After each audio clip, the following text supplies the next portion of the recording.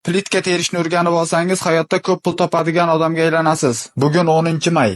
Soat obeddan keyingi 4. Ko'rsatgan joyimga plitka terib tashlasam yaxshi pul tushadi.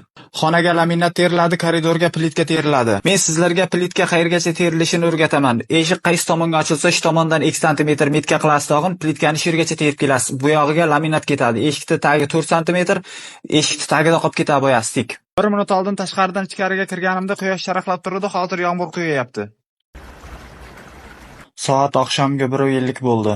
Bratan, like bosish siz uchun oson. Iltimos, videoga bitta like bosib qo'ying, videoni ko'proq tarqalishiga yordam berasiz. Eshakday charchadim, rosa uyqum kelyapti. 10 soatlab 9 kvadrat plitka terdim.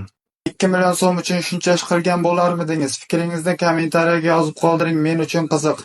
Hozir shuncha charchagan holimga borib 2-3 soatlab montaj qilib, ertalabga videoni sizlarga chiqaraman. Like bosish siz uchun qiyin emas-ku, bratan, bitta like bosib qo'ying, iltimos qilaman.